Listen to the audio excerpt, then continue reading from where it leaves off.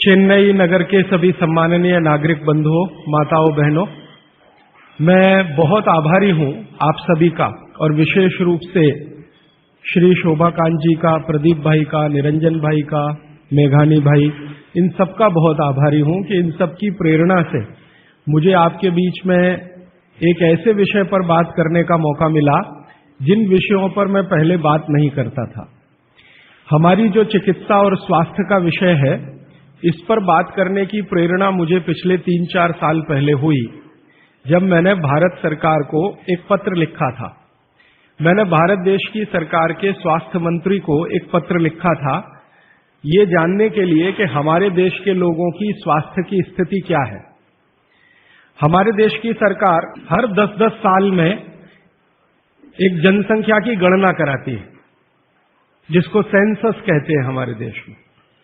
तो जब सेंसस होता है तब उस समय ये भी गणना की जाती है कि कितने लोग बीमार हैं, किनको क्या क्या बीमारी है और कितने लोग स्वस्थ हैं, कितने संपूर्ण स्वस्थ हैं, कितने आधे स्वस्थ हैं।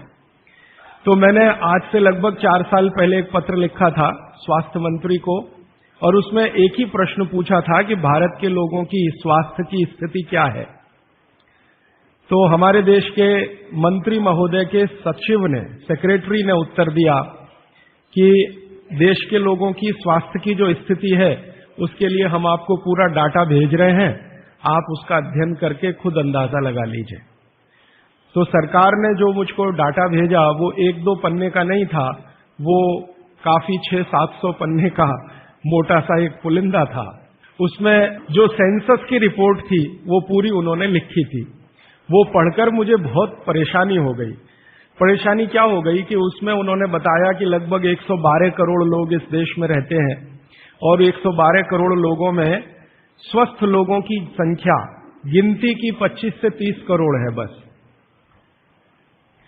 25 से 30 करोड़ लोग ऐसे हैं इस देश में जिनको स्वस्थ कहा जा सकता है, जिनको किसी तरह का कोई रोग नहीं है, शारीरिक रूप से भी और मानसिक रूप से भी। बाकी जितने भी लोग हैं सभी को कुछ न कुछ तकलीफें हैं। जैसे भारत सरकार के विशेषज्ञों ने ये कहा कि 5 करोड़ लोग इस देश में हैं जिनको डायबिटीज है, मधुमेह है, खराब बीमारी है। दुनिया के ज्यादातर डॉक्टर कहते हैं कि ये जल्दी ठीक नहीं होने वाली बीमारी है और ये 5 करोड़ लोगों को हो गई है। और विशेषज्ञ ये कहते हैं उस रिपोर्ट में कि अगर यही गति और रफ्तार से डायबिटीज बढ़ती गई तो अगले 2014 तक लगभग 10 से 12 करोड़ लोगों को ये होगी। फिर उस रिपोर्ट में उन्होंने कहा है कि 12 से 13 करोड़ लोग ऐसे हैं जिनको लंग्स इन्फेक्शन की भिन्न भिन्न बीमारियां हैं, जैसे दमा है, अस्थमा है, सांस फूलती है, ब्रोंकियल अस्थमा है, ट्यूबरकुलोसिस है, ऐसे 12-13 करोड़ लोग। फिर वो विशेषज्ञों की रिपोर्ट कहती है कि भारत में लगभग 15-16 करोड़ लोग हैं जिनको घुटनों का दर्द, कमर का दर्द, कंधे का दर्द, हड्डियों का दर्द, जिसको आप संधिवात कहते हैं सरल भाषा में, ये हड्डियों के, जोड़ों के दर्द की बीमारियां हैं। फिर उसी रिपोर्ट में बताया गया है कि 9 से 10 करोड़ लोग हैं जिनको पेट का कुछ न कुछ तकलीफ है, जिनको पित्त की बीमारियों के द्वारा हम लोग अक्सर परिभाषित करते हैं। गैस बनना, एसिडिटी होना, अल्सर होना, पेप्टिक अल्सर होना, हाइपर एसिडिटी होना, वगैरह वगैरह। और ये सब मैं पढ़ता गया और एक जगह लिखा हुआ था रिपोर्ट में, बहुत परेशान करने वाली बात, कि 20 से 22 करोड़ लोग हैं जिनको आंखों की कुछ न कुछ बीमारी है। या तो कम दिखता है या बिल्कुल नहीं दिखता, रात में नहीं दिखता, दिन में दिखता है तो रंग का अंतर पता नहीं चलता। हम लोग अंग्रेजी में उनको नाइट ब्लाइंडनेस या कलर ब्लाइंडनेस या ग्लूकोमा जैसी बीमारियों से परिभाषित करते हैं। और ये पढ़ते पढ़ते मैं परेशान होता गया।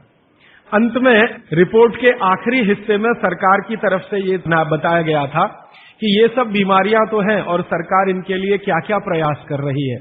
हर साल केंद्र सरकार का बजट है इन बीमारियों को ठीक करने के लिए, वो करीब 96,000 करोड़ रुपए का है, परोक्ष और प्रत्यक्ष दोनों मिलाकर, डायरेक्ट और इनडायरेक्ट। फिर राज्य सरकारों के अलग अलग बजट हैं। उन्होंने बताया कि जैसे तमिलनाडु की राज्य सरकार का बजट 35,000 करोड़ का है, आंध्र प्रदेश की सरकार का बजट 28,000 करोड़ का है। ऐसे अलग अलग राज्यों की सरकारों का बजट है।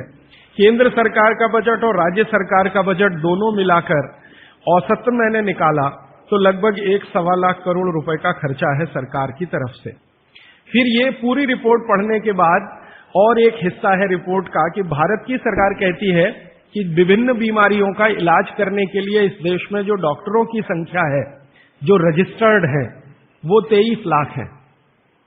MBBS, MD, MS, BAMS माने आयुर्वेद के और प्लस BHMS होम्योपैथी के, तीनों विधाओं के, होम्योपैथी, आयुर्वेद और एलोपैथी तीनों मिलाकर सरकार कहती है कि 23 लाख डॉक्टर हैं जो रजिस्टर्ड हैं।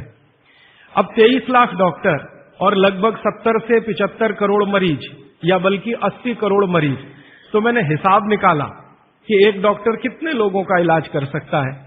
अगर ईमानदारी से कोई डॉक्टर सवेरे से शाम तक, सवेरे 7 बजे से शाम 7 बजे तक क्लिनिक में काम करे तो ज्यादा से ज्यादा 50 लोगों को वो देख सकता है। अब 23 लाख डॉक्टर हैं और 50 का उसमें गुणा कर दो तो बीमारों की संख्या और जिनका इलाज हो पा रहा है उनकी संख्या में जमीन आसमान का अंतर है। फिर मैंने एक दूसरा पत्र लिखा और मैंने स्वास्थ्य मंत्री को यह कहा कि ये डॉक्टरों की संख्या तो पर्याप्त नहीं है बीमारों का इलाज करने के लिए। क्या सरकार की ऐसी कोई योजना है कि डॉक्टरों की संख्या बढ़ाई जाए? तो मंत्री के यहां से पत्र आ गया कि भारत की सरकार और राज्य की सरकारों ने अब तक जितने डॉक्टर्स बनाए हैं, इनको बनाने में करीब 10 लाख करोड़ से ज्यादा का खर्च हो चुका है। अगर ये संख्या हम दुगनी करें तो 20 लाख करोड़ रुपए हमें चाहिए। सरकार के पास इतना धन उपलब्ध नहीं है, इसलिए ये व्यवस्था कैसे आगे बढ़ेगी मालूम नहीं। फिर मैंने भारत सरकार को याद दिलाया कि भारत सरकार ने एक अंतर्राष्ट्रीय समझौता किया हुआ है जिसमें कई देश शामिल हैं और वो समझौते का टाइटल है 2014 तक सभी स्वस्थ। भारत में सन 2014 तक सभी को स्वस्थ हो जाना है, ये सरकार का समझौता है। तो 2014 तक कैसे होने वाला है?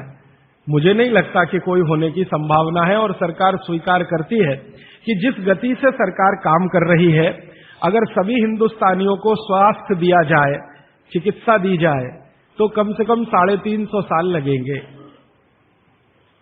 ये कैलकुलेशन मैंने कैसे निकाला?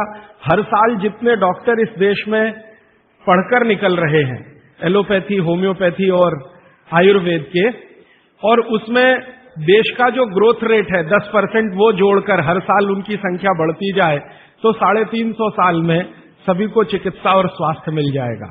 अब पता नहीं 350 साल में कितने जीवित बचेंगे और कितने यहां से चले जाएंगे। अब मेरी एक जो दुख की बात है मन की, वो ये कि 350 साल में जनसंख्या अगर जो बढ़ रही है उसको जोड़ दिया इसमें, तो किसी को भी स्वास्थ्य कभी भी उपलब्ध नहीं हो सकेगा। जब ये जानकारी मुझे आई तो मैं बहुत परेशान हुआ और मैंने सोचा कि ये तो बड़ी गंभीर स्थिति है। फिलहाल पिछले कुछ वर्षों से मैं स्वामी रामदेव जी के साथ जुड़ा हूं। उनसे जब मैंने इन सब विषयों पर चर्चा की तो वो भी कहते हैं कि बात तो बहुत गंभीर है। सबको स्वास्थ्य मिलना सरकार के बूते का और सरकार के दम पर और चिकित्सा जो चल रही है इस देश में उसके दम पर तो संभव नहीं है, कोई और रास्ता ढूंढना पड़ेगा।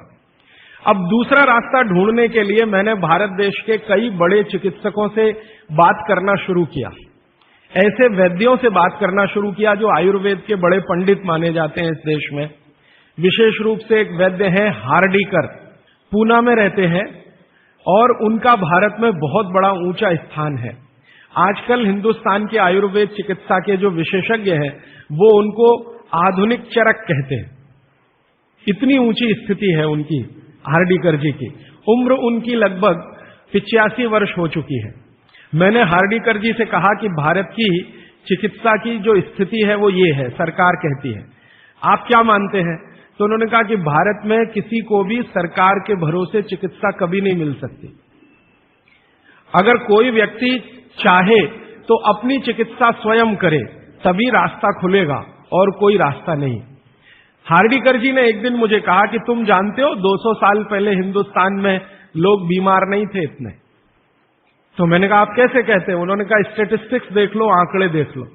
तो 200 साल पहले के भारत के लोगों के चिकित्सा और स्वास्थ्य के आंकड़े मैंने इकट्ठे किए जो अंग्रेजों की सरकार के द्वारा तैयार किए गए थे, क्योंकि उस समय भारत में अंग्रेजों की सरकार चलती थी।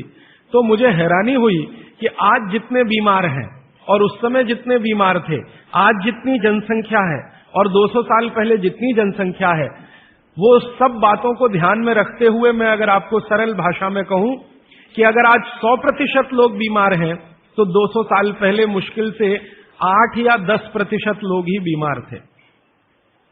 अब वो 8 से 10% लोगों की चिकित्सा के लिए अंग्रेजों ने एलोपैथी व्यवस्था यहां शुरू की थी, जो शायद पर्याप्त रही होगी क्योंकि बीमारों की संख्या बहुत कम थी। आज बीमारों की संख्या हमारी कुल संख्या की 70 से 80% हो गई है और ये चिकित्सा लगभग फेल हो गई है।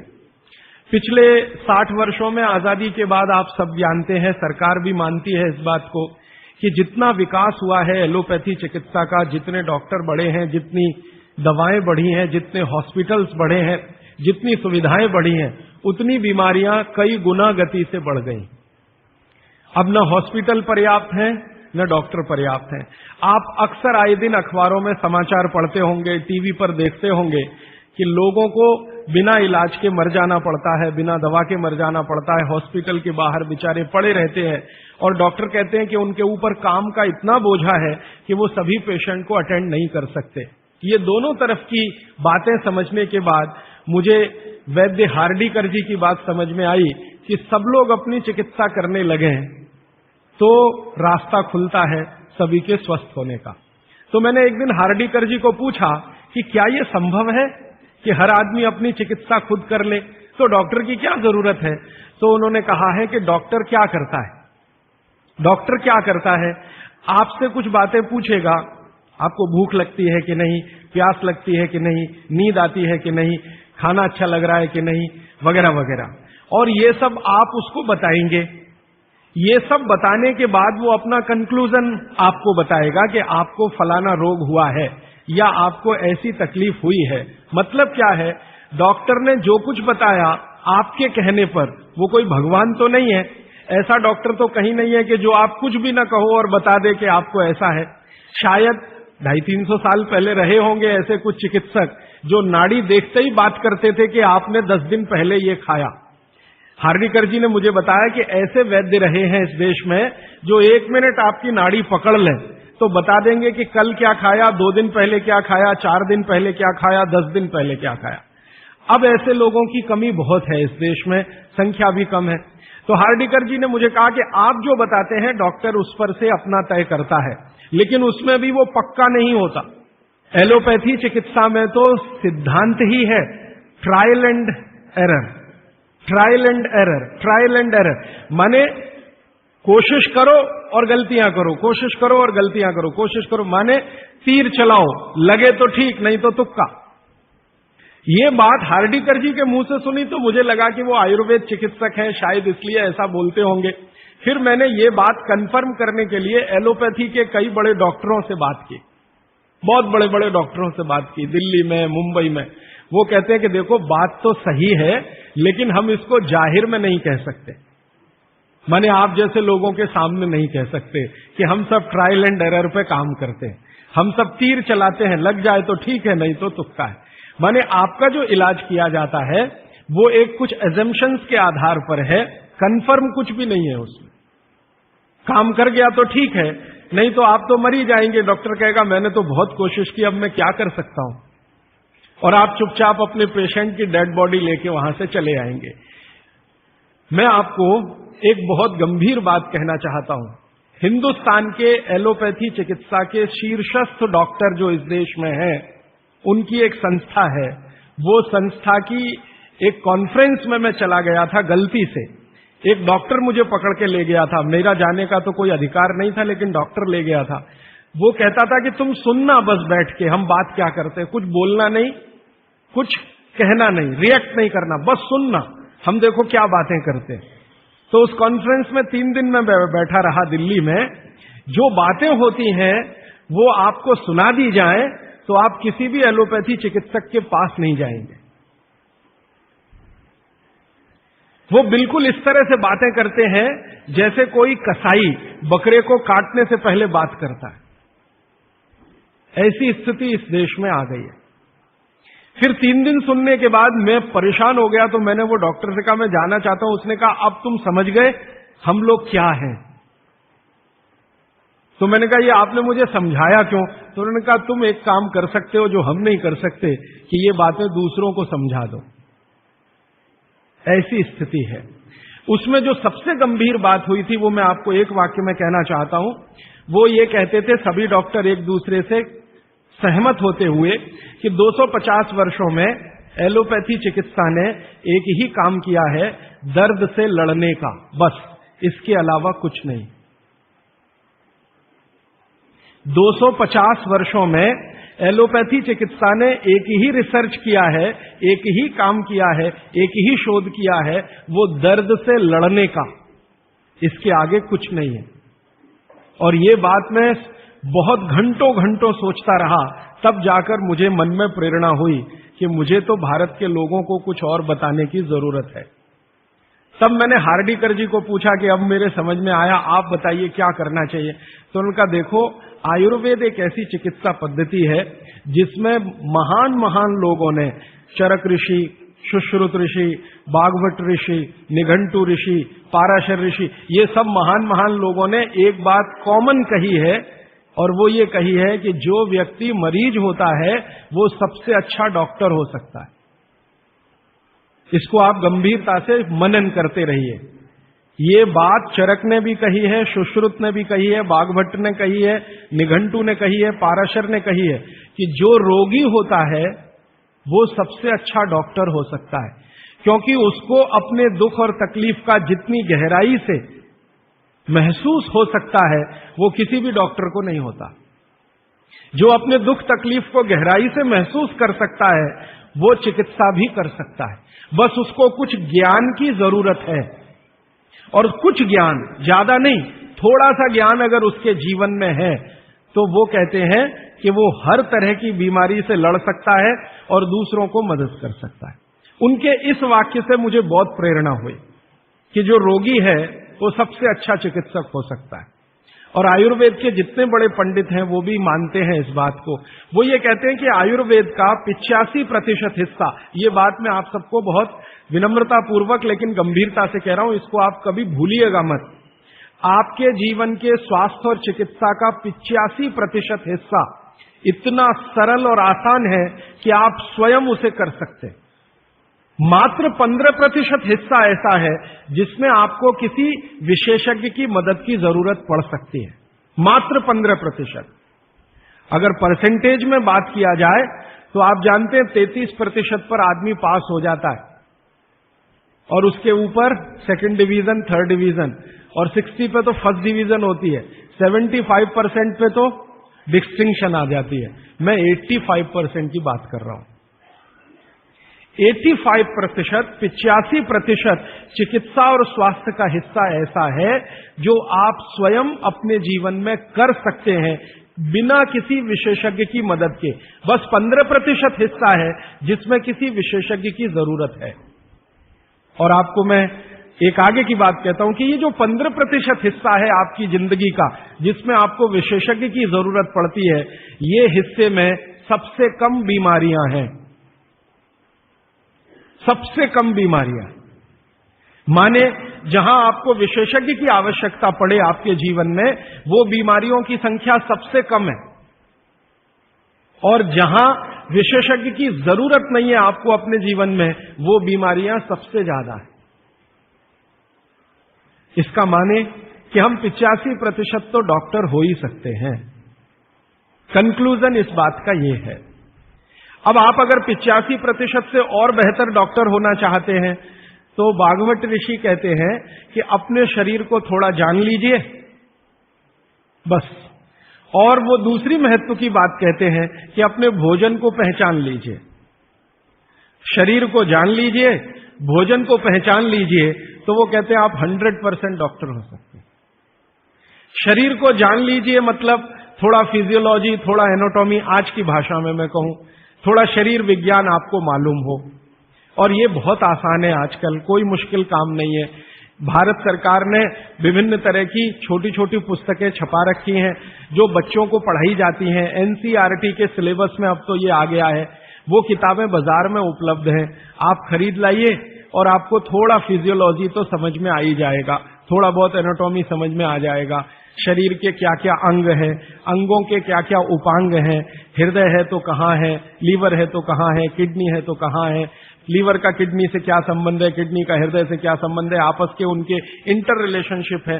अब तो एक चार्ट आता है कैलेंडर जैसा, मेरी आपको विनती है कि खरीद के एक टांग लीजिए अपने घर में, आपको भी मदद करेगा, आपके बच्चों को भी मदद करेगा। तो ये हिस्सा बहुत आसान है, मुश्किल नहीं है। बस इसमें जो मुश्किल हिस्सा है वो ये कि शरीर के अंगों के और उपांगों के जो नाम हैं वो जो भाषा में दिए गए हैं वो आपको थोड़ा कम समझती है, तो आप आयुर्वेद वाला ले लीजिए, वो आसानी से समझ में आएगा, उनके आपस के संबंध वगैरह वगैरह। मैं इस विषय पर ज्यादा नहीं जाना चाहता क्योंकि ये उपलब्ध है आपके सामने, और इसमें ज्यादा बात करूंगा तो समय खर्च होगा। आपको सिर्फ संकेत कर रहा हूं कि आज आप चाहे तो आज, नहीं तो एक दो दिन में कुछ ऐसी पुस्तकें फिजियोलॉजी एनाटॉमी की खरीद लें, नहीं तो एक कैलेंडर चार्ट आता है वो ले लें, 2-3 कैलेंडर के चार्ट आते हैं वो ले लें। अभी सरकार ने एक 12 कैलेंडर का चार्ट निकाला है, बहुत ही सरल भाषा में है, बहुत आसान है, उसको घर में टांग कर पलटते रहें, देखते रहें। ज्यादा से ज्यादा 8-10 दिन आप देखेंगे, आपको समझ में आ जाएगा लीवर क्या है, हृदय क्या है, किडनी क्या है, आपस के इनके फंक्शंस क्या है। ये बात भागवत जी कहते हैं कि थोड़ा शरीर को जान लो और भोजन को पहचान लो। अब उसमें आगे उन्होंने एक सूत्र लिखा है संस्कृत में कि शरीर को जानना अगर है तो ठीक है, इसको जरा और समझिएगा, शरीर को जानना है तो ठीक है, लेकिन भोजन को पहचानना सबसे ज्यादा जरूरी। माने उनका कहना यह है कि शरीर को जान लें तो ठीक है, नहीं जाने तो भी भोजन को तो पहचान लें। और भागवत जी ने पूरी विनम्रता से, पूरी गंभीरता से एक बात लिखी है कि जिसने भोजन को पहचान लिया उसको जिंदगी में कभी भी किसी चिकित्सक की जरूरत तो नहीं पड़ेगी। अब भोजन को पहचान लिया माने रसोई घर को पहचान लिया, सीधी सी बात है। और भागवत जी कहते हैं कि जीवन की सबसे बड़ी खोज अगर कोई है तो वो रसोई घर है। और वो कहते हैं कि सबसे बड़ा विज्ञान अगर कोई है तो ये रसोई घर का विज्ञान है, जिसको भोजन विज्ञान कहें या पाक शास्त्र कला कहें, जो भी बात आप कहना चाहें। वो ये कहते हैं कि इससे बड़ी खोज पूरी दुनिया में हुई नहीं और अगले हजारों साल होगी नहीं। इतनी गहरी बात वो कहकर चले गए यहां से। वो कहते हैं कि पिछले हजारों साल में हुई नहीं भोजन से ज्यादा रिसर्च, और अगले हजारों साल में होगी नहीं। और मैं अपने अनुभव से और आप खुद अपने अनुभव से ये बात कह सकते हैं कि दुनिया में भोजन और रसोई पर सबसे ज्यादा रिसर्च अगर कहीं हुई तो भारत में हुई, और अगले हजारों साल भी होगी तो भारत में ही होगी। क्यों? दूसरे देशों में भोजन ही नहीं है, रिसर्च क्या करेंगे? हो भोजन तब तो रिसर्च करें। आप में से बहुत सारे लोग यूरोप गए होंगे, अमेरिका गए होंगे, आप देखिए भोजन क्या है उनके पास, ले दे के एक पाव रोटी और डबल रोटी। अब वो आलू से खा लो या प्याज से खा लो, प्याज से खा लो कि आलू से खा लो, उसको बीच में काट के प्याज भर लो या प्याज बगल में रख के खा लो, उसको पिज्जा कह दो, बर्गर कह दो, हॉट डॉग कह दो, कोल्ड डॉग कह दो, वो प्रिपरेशन तो एक ही है ना। और वो प्रिपरेशन है मैदे का, मैदे को सड़ाकर बनाया हुआ। इसके अलावा उनके पास कुछ है नहीं जिसको फूड स्टफ कहा जाए, माने सॉलिड भोजन, मुख्य भोजन कहा जाए, वो उनके पास एक ही है, पाव रोटी डबल रोटी। उसको वो मछली से भी खा सकते हैं, गाय के मांस से भी खा सकते हैं, बकरे के मांस से भी खा सकते हैं, या वगैरह वगैरह कहीं से कुछ भीख में मिल गया, दाल चावल वगैरह, तो उसके साथ खा सकते हैं, वो सब भीख में मिला हुआ है, उनके यहां कुछ होता है नहीं। मैं आपको एक छोटी सी जानकारी देना चाहता हूं। एक बार एक विदेशी व्यक्ति से मेरा झगड़ा हो गया, एक जर्मनी का व्यक्ति था, उससे झगड़ा हो गया। झगड़ा कुछ इस बात का था कि भारत महान है कि जर्मनी महान है। ये जर्मनी के लोगों को आप जानते हैं, थोड़ा शॉविनिज्म बहुत है, खराब शब्द है शॉविनिज्म, लेकिन मैं इस्तेमाल कर रहा हूं। वो कहते हैं हम श्रेष्ठ हैं, दुनिया में हमसे बड़ा कोई नहीं, हम सर्वश्रेष्ठ हैं वगैरह वगैरह। हिटलर भी यही कहता था। तो उसकी महानता की हवा निकालने के लिए मैंने उससे कुछ सवाल कर लिए, तो परेशान हो गया, लेकिन जर्मनी की असलियत सामने आ गई। मैंने उसको पूछा तुम्हारे देश में क्या होता है? गन्ना होता है, गन्ना, शुगर केन? तो उसने कहा नहीं होता। आम होता है, आम? नहीं होता। केला होता है? नहीं होता। चीकू होता है? नहीं होता। संतरा होता है? नहीं होता। मौसम्मी होती है? नहीं होती। जब बहुत परेशान हो गया तो कहने लगा, देखिए मिस्टर राजीव दीक्षित, कोई भी मीठी चीज मेरे देश में नहीं होती। अब बात आगे करिए। कोई भी मीठी चीज मेरे देश में नहीं होती। एक वाक्य में उसने खत्म कर दिया। फिर मैंने कहा, अच्छा चलो, मीठी चीज नहीं, कड़वी चीज पूछते हैं। मेथी होती है? मेथी? मेथी तो मीठी नहीं है। तो मेथी होती है? उसने कहा नहीं होती। पालक होता है? नहीं होता। चुकंदर होता है? नहीं होता। फिर थोड़ी देर में परेशान हो गया, कहने लगा, हरे पत्ते की कोई चीज मेरे देश में नहीं होती। तो मैंने कहा, फिर होता क्या है? तो उसने कहा, दो ही चीजें हैं, एक तो आलू होता है और एक प्याज होती है। तो आलू को प्याज में मिला के खा लो या प्याज को आलू में मिला के खा लो, और कुछ नहीं होता। फिर मैंने उसको गिनाना शुरू किया कि देखो भारत में क्या क्या होता है, मीठी चीजों में क्या क्या होता है, खट्टी चीजों में क्या क्या होता है, तीखी चीजों में क्या क्या होता है, कसैली या कड़वी चीजें क्या क्या है। 6 रस है ना, षड रस की बात कही जाती है। 6 रस में मैंने गिनाना शुरू किया तो वो कहता है कि यार इसमें तो एक एनसाइक्लोपीडिया लिख जाएगा। मैंने कहा यस, भारत में इतना ही होता है। और मैंने उसको जब ये कहा कि ये हर गांव में होता है, तब तो वो बहुत परेशान हो गए। मैंने कहा हर गांव में होता है, 7,32,000 गांव है, हर गांव में ये सब होता है।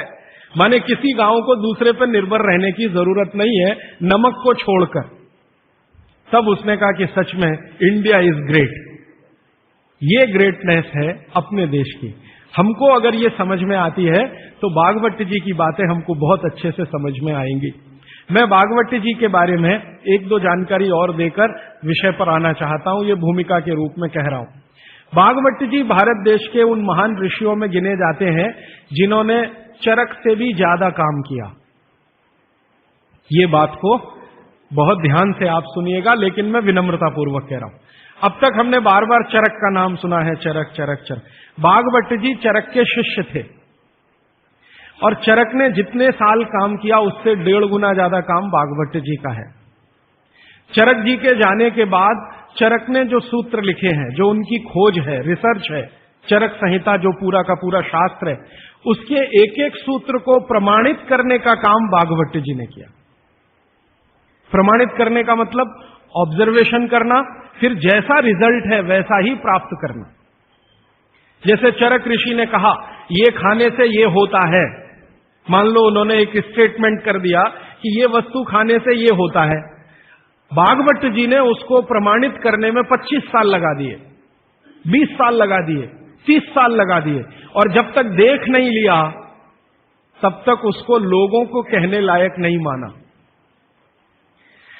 हमारे आयुर्वेद चिकित्सा शास्त्र के जो विशेषज्ञ हैं वो ये मानते हैं कि चरक जो थे महापंडित थे, बहुत ऊंचे स्थान के व्यक्ति थे, लेकिन भागवत जी थे वो साधारण आदमियों के चिकित्सक थे। इसका मतलब क्या है? इसका मतलब यह है कि चरक ने जो बातें बहुत गहराई से और गूढ़ शब्दों में कही हैं, भागवत जी ने उनको बहुत सरल करके साधारण लोगों की समझ में आए वैसा प्रस्तुतिकरण कर दिया है। भागवत जी की ये 2 पुस्तकें अष्टांग हृदयम और अष्टांग संग्रहम पढ़ने के बाद मुझे लगा कि मैंने चरक को पढ़ लिया, सुश्रुत को पढ़ लिया, निघंटु को पढ़ लिया, सबको पढ़ लिया, क्योंकि उन्होंने सबका निचोड़ डाल दिया उसमें। और वो ये कहते हैं कि अब मैंने जो तैयार कर दिया है अष्टांग हृदयम या अष्टांग संग्रहम, ये आम आदमी के लिए है। वो चाहे तो इसका पालन करे और अपने जीवन में मेरी तरह से सुखी और निरोगी रहे। भागवत जी 135 वर्ष तक जिंदा रहे और उनके शिष्य बताते हैं कि उन्होंने इच्छा मृत्यु को धारण किया। माने उनकी इच्छा हो गई थी कि अब बहुत दिन जिंदा रहने से कोई फायदा नहीं है, तो मृत्यु को वरण किया। ऐसे पंडित आदमी, इतनी कमांड अपने शरीर पर। और वो ये कहते हैं जब मृत्यु को जा रहे थे तो उनके शिष्य कह रहे थे कि परेशान हम हो जाएंगे, आप चले जाएंगे। उनका कोई परेशानी नहीं है, ये शरीर छोड़ूंगा दूसरा धारण करूंगा, जैसे तुम शर्ट बदलते हो मैं बदल लूंगा, लेकिन अब मुझे जाना चाहिए, इस शरीर का सीमा हो गया है। ऐसे व्यक्ति जिन्होंने मृत्यु को धारण किया अपनी इच्छा से, उन्होंने जो कुछ अपने जीवन में किया है वो 2 ही पुस्तकों में सारा समाहित है, तीसरी कोई पुस्तक उन्होंने लिखी नहीं। और वही दोनों पुस्तकों में कुल मिलाकर 7,000 सूत्र हैं। 7,000। 2 पुस्तकों में कुल मिलाकर 7,000 सूत्र हैं। सभी सूत्र